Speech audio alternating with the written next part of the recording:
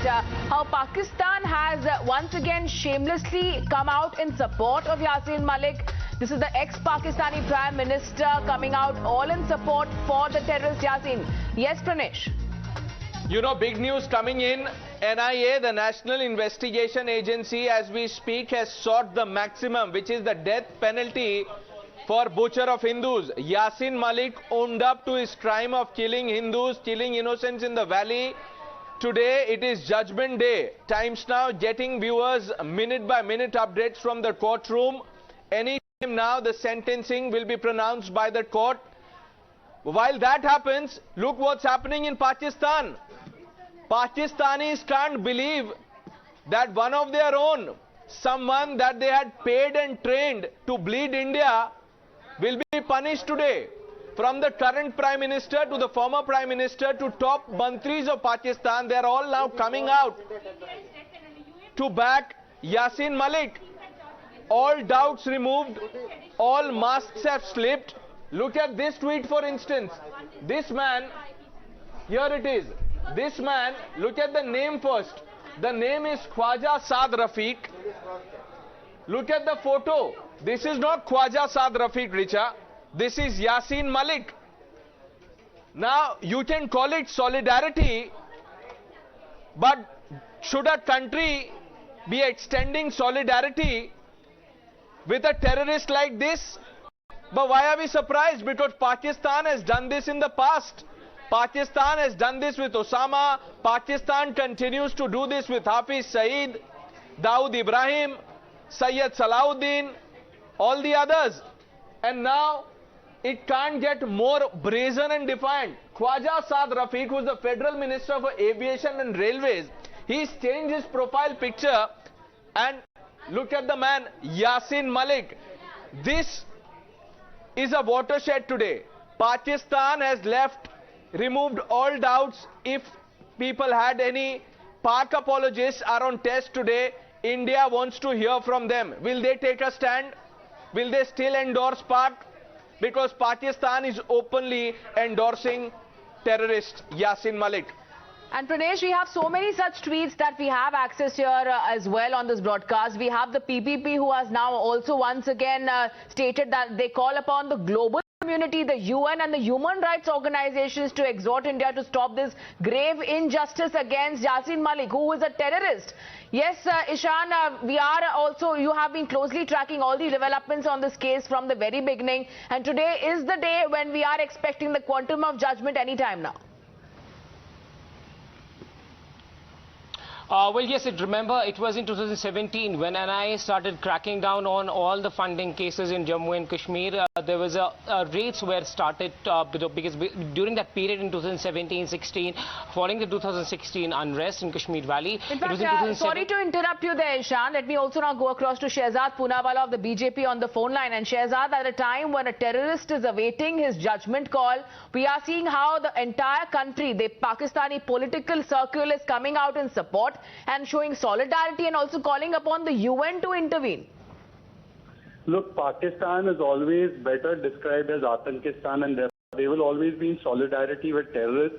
And today they are showing that Yasin Malik ka asli Malik kaun hai. But there are some people who are the Maliks of Yasin Malik in India too. Unfortunately, this terrorist was given patronage in the office of Prime Minister Manmohan Singh. Unfortunately, there was a Prime Minister Manmohan Singh constituted group headed by Hamid Ansari, which was about victims of militancy, which gave place to a person like Yasin Malik. These people who for 32 years never cried one tear for the Kashmiri Hindus, today are in solidarity with Yasin Malik, and therefore his Maliks, whether in India or in Pakistan, today are trying to portray him as a shaheed. I would like if the Congress party would come out and unequivocally condemn Yasin Malik and say that he should deserve the strictest punishment, but neither will they, nor will Pakistan come out and condemn this terrorist. Absolutely, and thank you, Shehzad, for that. Let me also now go across to Major General G.D. Bakshi on this broadcast.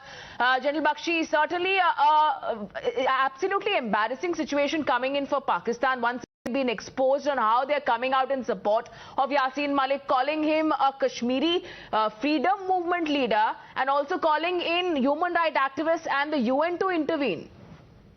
Look, just yesterday, They have been condemned at the Quad unequivocally and for the first time lambasted for their support to terrorist activities.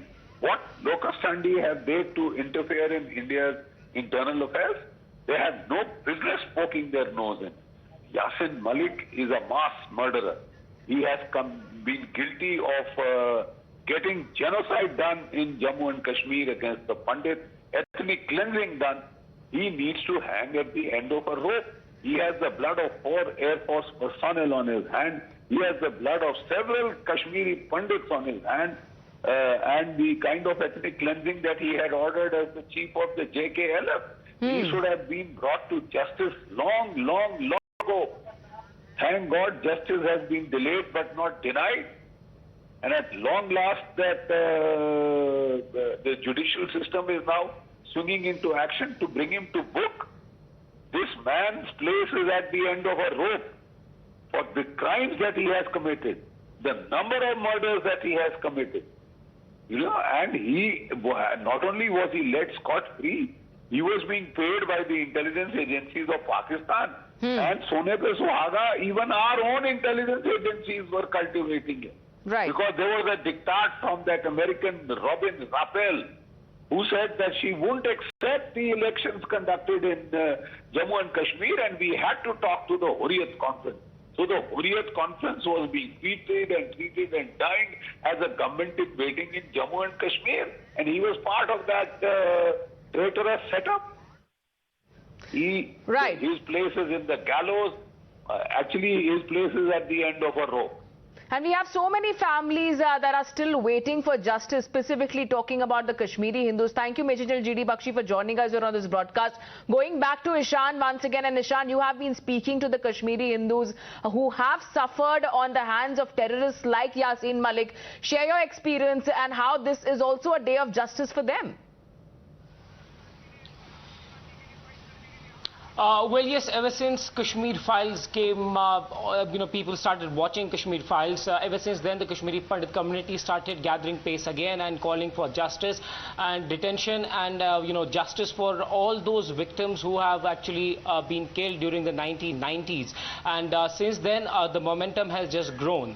We have seen that several of these Kashmiri Pandits who were actually, who had lost faith in the system started moving once again to the judiciary and filed fresh cases to reopen all those cases, which somehow did not, prosecution in some cases did not show certain interest, as we saw in the case of Beta Karate, when the judge pointed out during that particular time, 2006, 2005, that the prosecution was not enough interested. But once again, these cases are being opened up. It has been a ray of hope for all those Kashmiri Pandits who are living outside Kashmir Valley and want to, come back to Kashmir Valley, but they also want justice to be delivered to them because their kins and their family members have been killed during the 90s, and they want all those people who are behind these killings to be brought to